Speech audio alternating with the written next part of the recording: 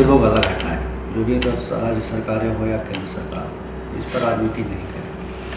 बार बार ये लोग इसको वोट की राजनीति से डीजल के प्राइस और पेट्रोल के प्राइस को और इसके टैक्सेस को ये लोग कम करते हैं। कहने के लिए कहते हैं कि मेरा राजस्व का मसला है, लेकिन जब भी इन्होंने घटाया है वैट में या केंद्रीय कर में, तो जब चुनावी गणित इनका गड़बड़ाता है तो वो डीजल पेट्रोल को घटा लेते हैं और वापस फिर बढ़ा देते हैं। यूपीए की सरकार के समय में 3 रुपया कुछ पैसा था, 56 पैसा डीजल में, और पेट्रोल में 9 रुपये 40 पैसा केंद्रीय कर, एक्साइज ड्यूटी। आहिस्ते आहिस्ते करके जब क्रूड की कीमतें घटनी शुरू हुई तो उसके बाद से इन्होंने उसको एब्जॉर्ब कर लिया, एक्साइज ड्यूटी बढ़ाते बढ़ाते, और 35 रुपया तक लेके चले गए, डीजल में भी और पेट्रोल में भी। तो आप समझ लीजिए कि 3 रुपया 60 पैसा और कहाँ 35 रुपया है, 9 रुपया 60 पैसा और कहाँ 35 रुपया है। बाद में इन्होंने अपने चुनावी फायदे के लिए 2018 में 2.5 रुपया का एक्साइज ड्यूटी घटाया था, आपको याद होगा, और घट करके ये 32 रुपया 80 पैसा 90 पैसा के आसपास हो रहा था। अभी जब चुनाव के नतीजे गड़बड़ाए भाजपा के, तो फिर इन्होंने 5 रुपया पेट्रोल में और 10 रुपया डीजल में एक्साइज घटाया, और केंद्र राज्यों से भी अपील जारी किया कि आप लोग भी घटाएं। 2018 में भी इनके अपील का अच्छा परिणाम आया था, 2.5 केंद्र ने घटाया तो 2.5 सभी राज्यों ने घटा दिया, उसमें झारखंड भी था, झारखंड भी 2.5 रुपया घटा था। इस बार केंद्र ने जो घटाया है और जो राज्यों से उन्होंने अपील किया, तो उसका परिणाम ये हो गया कि पूरे देश में 13-14 राज्य ऐसे हैं जो टैक्स में कमी की है, अपना राज्य कर में कमी की है। उसमें हमारे अड़ोस पड़ोस के जो राज्य हैं उन्होंने भी घटाया है।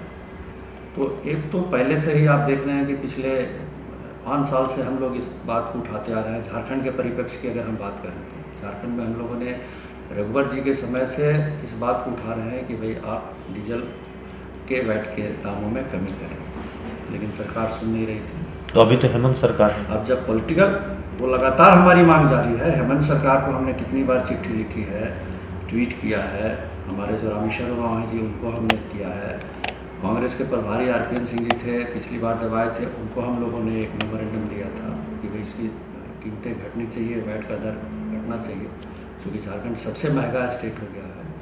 और आज नतीजा ये है, इस जो बदलाव आया है करों में, उसके बाद तो झारखंड एक तरह से कह सकते हैं ना कि जैसे समंदर में टापू निकल जाता है, तो झारखंड आज पेट्रोलियम के समंदर में एक टापू के माफिक उभर के सामने चला है। तो बिहार, यूपी और बंगाल तीनों अगर तुलनात्मक रूप से झारखंड, बिहार, यूपी, बंगाल और उड़ीसा, तो तुलनात्मक रूप से 2 रुपये से लेकर 5 रुपये हम लोग महंगा हो गए।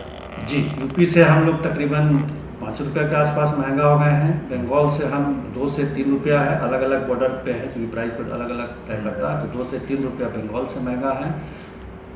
उड़ीसा हमसे सस्ता हो गया है, क्योंकि हम 22% ले रहे हैं डीजल पे वैट, और 1 रुपया सेस भी ले रहे हैं। तो अगर टोटल इफेक्टिवली देखिएगा तो ये करीबन 24-25% के आता है, और उड़ीसा ने 24% घटा के किया है, तो उड़ीसा से भी हम महंगा हो गए हैं। और बिहार से भी हम महंगा हो गए हैं, क्योंकि बिहार 16.37% ले रहा है और हम हैं 22%। वहाँ पे सरचार्ज है कुछ डीजल के ऊपर में, तो 3 रुपये वहाँ से भी महंगा। कुल मिला करके वहाँ भी अलग अलग क्षेत्रों में अगर जाइएगा तो 1 से लेकर 1.5-2 रुपये तक का महंगा डीजल हो गया है। तो बाहर से जो आने वाली ट्रकें हैं या मालवाहक गाड़ियाँ हैं, वो झारखंड में भला पेट्रोल ये डीजल क्यों भरवाएंगी? देखिए, ये तो पहले से ही ये मार चल रही थी, अब ये मार और बढ़ेगी। हमने डेटा दिया सरकार को ही कि हम जहाँ 2015 में 1,45,000 किलोलीटर बेच रहे थे पूरे प्रदेश में, और आज हम घट करके 1,05,000 पे आ गए हैं। पिछले महीने का डेटा मेरे पास नहीं आया है, हमको लगता है और कम हुआ है।